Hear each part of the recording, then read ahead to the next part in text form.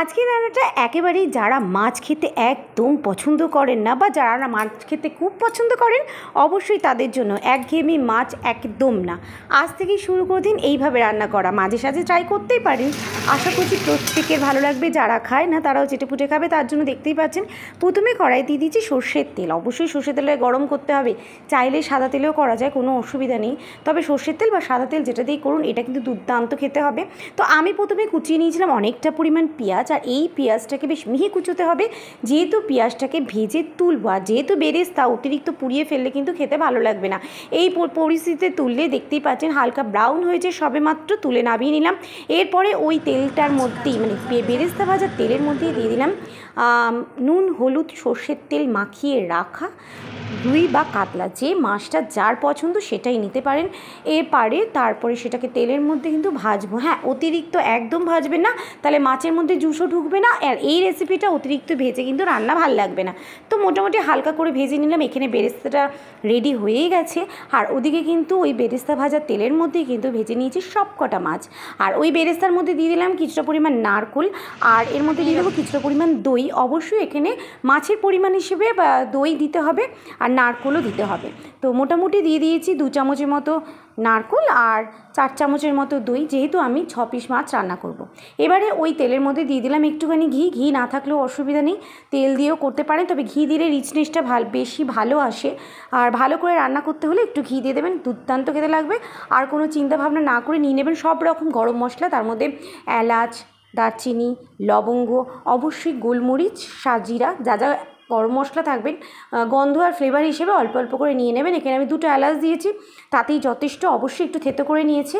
এবারে দিয়ে দিয়েছি তেলের মধ্যেই ফোড়ন। ওই একই তেলের মধ্যে, মাছ ভাজা তেলের মধ্যে গরম মশলা, তেজপাতা, ফোড়ন দিয়ে দিয়েছি।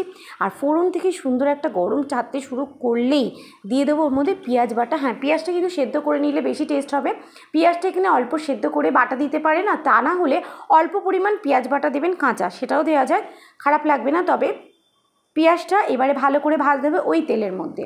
পেঁয়াজ আমি এখানে ভালো করে ভেজে নিয়েছি, ফ্লেভার হালকা চলে গেছে, মানে কাঁচা ফ্লেভারটা চলে গেছে।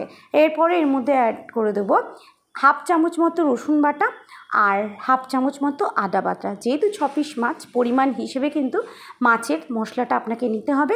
তো আমি এখানে 1/2 চামচ রসুন বাটা, 1/2 চামচে একটু বেশি আদা বাটা নিয়েছি, নিয়ে সেটাকেও মিশিয়ে দিয়েছি। কাঁচা গন্ধ চলে গেল।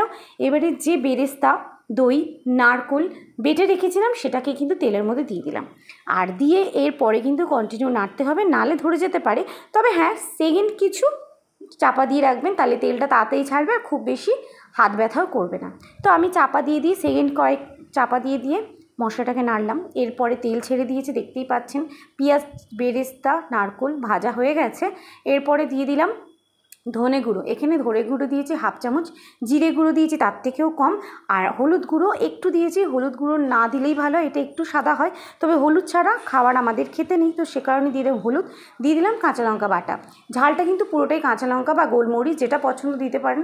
শুকনো লঙ্কা দিলে কালার চলে আসে, সে কারণে শুকনো লঙ্কাটা এই রেসিপির ক্ষেত্রে একেবারেই অ্যালাউ নয়। তো এবারে দিয়ে দিলাম কাজু বাটা।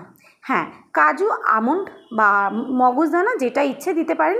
বাটা দিয়েছি এখানে 1 চামচের মতো, দিয়ে এবারে ভালো করে পরিমাণ মতো নুনও দিয়ে মিশিয়ে নিলাম। এবারে আবার ওইটাকে কষাবো, আর একটু নাড়াচাড়া করতে হবে, নালে কিন্তু মশলা ধরে যেতে পারে। দিয়ে দিলাম চিনি। এখানে 1 চামচের মতো চিনি দিলাম। আপনারা যদি চিনি না খান তাহলে ছেড়ে দেবেন, স্কিপ করবেন। এমনিতেই এই রেসিপিটা কিন্তু একটু মিষ্টি মিষ্টি হয়, তাতেই টেস্ট লাগে।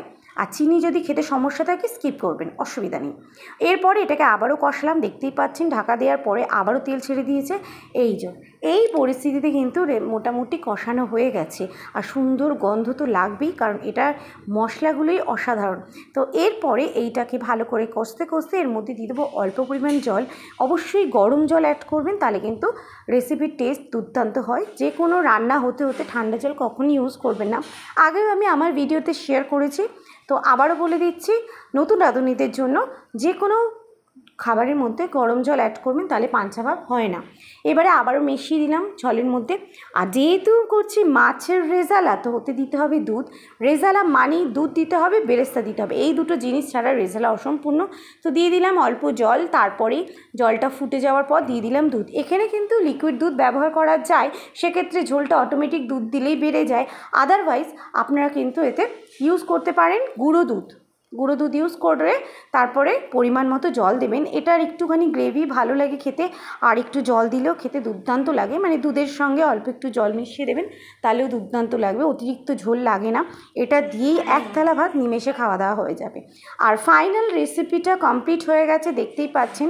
আর এখানে যেহেতু আমি আগেই সব গরম মশলা ঘি অ্যাড করে দিয়েছিলাম, আলাদা করে ঘি গরম মশলা উপরে কিচ্ছু দেওয়ার দরকার নেই, জাস্ট মাছগুলো ফুটিয়ে নিতে হবে। ঝোল ফোটার পরে অল্প একটু ফুটিয়ে ঢাকা দিয়ে রাখলে রেডি হয়ে যাবে কাতলা মাছের রেজালা। রেসিপিটা কেমন লেগেছে জানাতে ভুলবেন না। বাই, টেক কেয়ার, দেখা হচ্ছে নেক্সট ভিডিওতে।